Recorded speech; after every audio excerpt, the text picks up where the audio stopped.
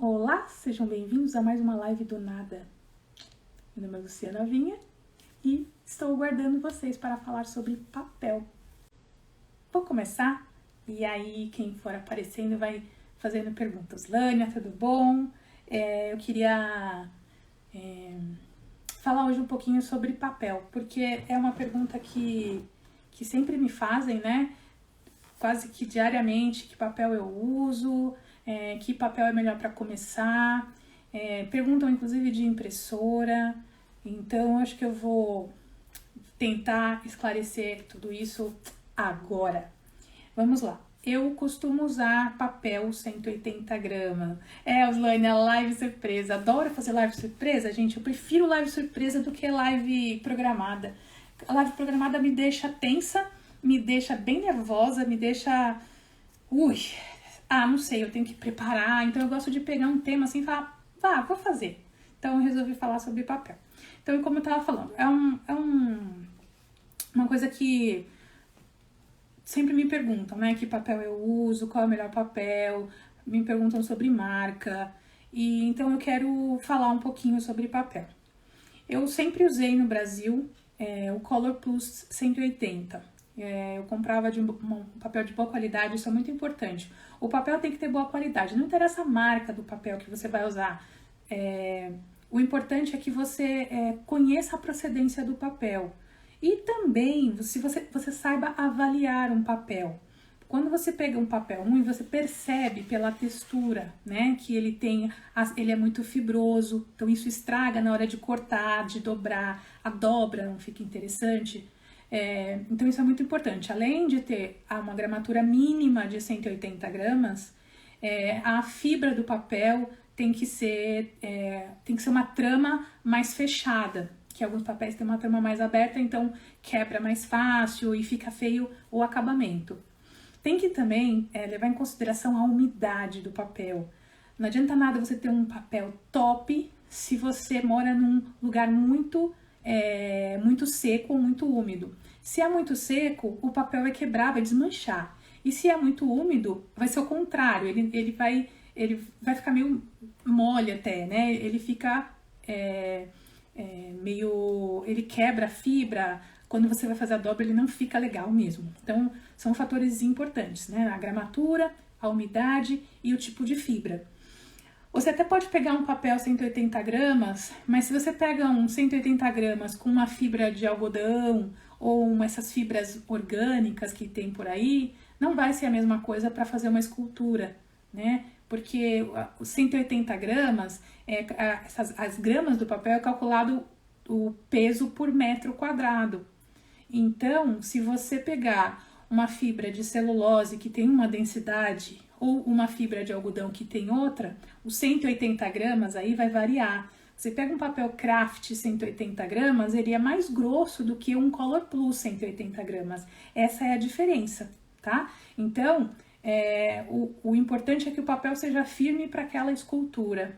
Porém, se você vai fazer uma escultura muito pequenininha, como essa aqui, ó, do dinossauro, se eu usar um papel 220 ou 240, vai ser mais difícil para montar, porque o papel, como as peças são muito pequenininhas, ele vai dar mais resistência na dobra. E aí vai ficar mais complicado você montar esse tipo de escultura com um papel 220, 240. Mas, se você vai usar essa peça para locação, por exemplo, talvez valha esse trabalho extra aí, esse pouco mais de cuidado, porque aí vai ser uma peça mais resistente. Mas geralmente para peças acima de 30, 40 centímetros eu uso gramaturas maiores. Eu também gosto de usar os papéis coloridos na massa, né? Que ele é todo colorido, por dentro, por fora e no meio.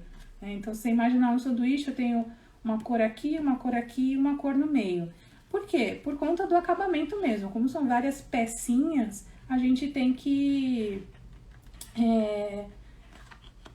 atentar para o acabamento, senão você vai ter que passar ou uma caneta da mesma cor do papel, ou uma carimbeira, ou algum giz pastel, algo para esconder aquele defeito. Por exemplo, aqui ó, tem um papel texturizado e aí ele tem a alma branca. Então, na minha peça, eu vou ter que trabalhar essa alma branca, de alguma forma para que não apareça na escultura, se for o caso de você não querer aparecer, que não apareça na escultura. Às vezes é o charme que você quer dar, tá?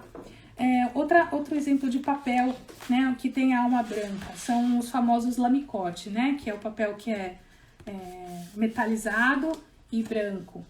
Então esse é um papel, que ele é mais grosso, ele deve ser 240, então ele fica mais resistente na dobra.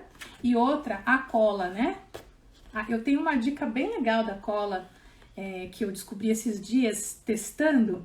O que eu faço? Eu pego uma lixinha de unha e lixo as abas da peça. Então, quando eu lixo as abinhas da peça, eu tiro essa lâmina plástica de cima.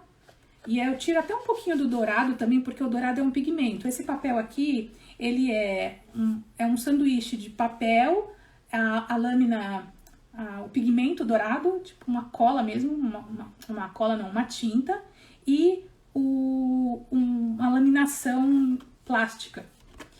E aí quando eu faço lixar com a lixa de unha, ele tira essa camada e dá pra passar cola e cola perfeitamente. Só tem que tomar um pouquinho de cuidado para não avançar, né, um pouquinho para não estragar a peça. Outro papel que tem esse mesmo problema da alma branca é o glitter, né? Então esse papel glitter tem que ter um certo acabamento aqui para não ficar aparecendo na peça. Então, assim, a importância do papel na construção é exatamente isso. Você tem que conhecer as propriedades do papel. Muita gente acaba começando com um papel mais fino e se frustra muito com a questão da peça que não ficou legal, amassou muito, bom, enfim, teve algum problema porque estava usando um papel com a gramatura muito baixa. Ou quando está usando um papel com a gramatura muito alta, que quer fazer uma pecinha muito pequenininha e aí tem muito trabalho, porque se você quando você vai vincar e dobrar, se é uma abinha muito pequenininha, você dobra, ele acaba quebrando mesmo a fibra do papel. Então, é muito importante a escolha do papel na elaboração da sua escultura. E aí vem um outro ponto. Quem faz na mão, que eu acho que hoje em dia a gente está no meio a meio. Metade faz na mão e metade faz nas máquinas de corte. Geralmente Cricut e Silhouette são as mais usadas, né? Que é o que as pessoas mais têm. Mas quem faz à mão vai imprimir. E o cuidado na impressão também é muito importante. Se a sua impressora aceita puxar um papel de 180 gramas. Não são todas as que aceitam puxar esse tipo de gramatura de papel. Muitas vão até 120.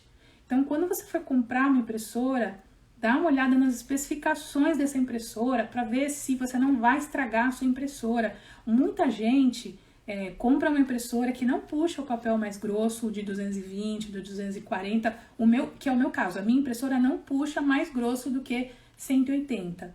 E aí, as pessoas vão lá e fazem uma adaptação e tiram, na parte de trás da impressora, tiram um rolete, e isso vai desgastar muito mais a impressora. O que vai acontecer? Ela não vai mais imprimir uma folha sulfite, ela não vai conseguir puxar a folha sulfite, porque ela vai ficar bamba, vai ficar torto. Você pode ter problema depois se você usa uma máquina de corte você usa o print and cut, né, a função print and cut.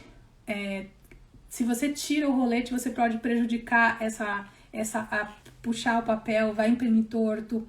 Então é muito importante, se você vai fazer essa técnica profissionalmente e não tem ainda uma máquina de corte, invista pelo menos numa impressora que vá puxar o tipo de papel que você vai precisar usar para a técnica, tá? Outra coisa que me perguntam muito sobre papel: como eu faço impressão no papel preto? Gente, ou você manda fazer uma serigrafia numa gráfica, ou você manda ir numa gráfica imprimir aquele desenho, né, no preto e branco, mas assim, ele vai pegar uma folha branca, imprimir tudo de preto, e aí vai ter a alma branca. Ou você usa técnicas que, assim, eu aprendi ao longo dessa minha jornada aí com alunas, com clientes.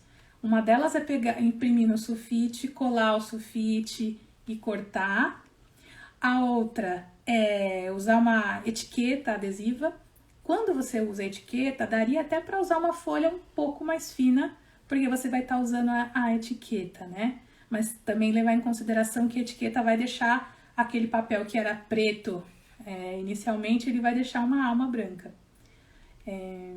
Mas às vezes é a única opção que você tem, usar uma alternativa, já que você não tem uma máquina de corte, ou se você tem, você não tem o adaptador de caneta daquela máquina de corte, o que eu sugiro, recomendo fortemente. Se você tem uma máquina de corte e quer usar a técnica de Papercraft Low Poly, compre o adaptador de caneta ou a caneta específica para a sua máquina. No caso da Silhouette, você compra o adaptador e pode usar qualquer caneta.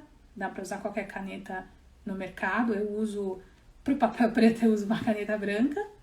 E no caso da Cricut tem as canetas, né? Então, também compra o kitzinho lá de caneta. Deve ter alguma caneta metalizada, se eu não me engano, para usar no papel preto. Não sei se tem a caneta branca, mas enfim, tem opções. E para quem usa máquina de corte, recomendo que use mesmo. Ó, o Slânia comprou e assim, é mão na roda, não tem, sabe? Quem quer trabalhar com a técnica, além de conhecer sobre papel, que eu acho que tem que conhecer bem o papel, porque às vezes o cliente te pede alguma coisa, eu queria num papel glitter, como diz a minha filha, glitteroso, né? Então eu queria num papel, e aí você tem que mostrar, né, falar assim, olha, só que esse papel, ele tem essas características que, dependendo do tamanho da tua escultura, ou dependendo, bom, enfim, você tem que mostrar essa propriedade, né, mostrar que você entende do negócio, para poder vender uma escultura em que a pessoa fale assim, você me disse que ia entregar uma coisa e entregou outra, tá? Então, é muito importante mesmo você conhecer um pouco sobre papéis, propriedades do papel, conservação do papel. É importante que você conserve o seu papel sempre deitado, de preferência dentro da embalagem plástica original, para manter essas condições de temperatura, de umidade do papel, né? E o que acontece? Se você não tem, né, ou se você mora num lugar que é muito úmido ou muito seco, na internet tem como fazer aquelas estufinhas com lâmpada para você controlar a umidade do papel. Então, quem não tem, né, como armazenar corretamente, ou quem tem esses problemas de intempérie, é importante isso, porque faz toda a diferença numa escultura. Eu mesmo já tive experiência com um papel de qualidade ruim, que talvez estivesse muito tempo no estoque, e quando eu fui montar, na hora de dobrar, o papel já quebrava.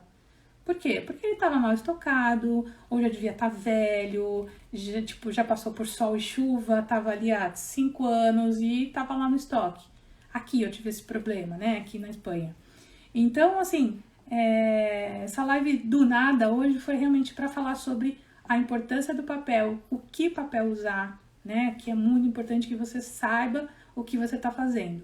Que não adianta você querer construir uma escultura de 10 centímetros com um papel 240 gramas, que vai te dar um trabalho, o acabamento não vai ficar legal, ou você querer construir uma escultura de 80 centímetros com um papel de 180 gramas, que também não vai ficar legal, você vai ter um trabalho danado, porque a escultura vai ficar toda molenga, e você tem que saber definir isso, tá bom? Era isso que eu queria falar. Obrigada por vocês estarem aqui me vendo.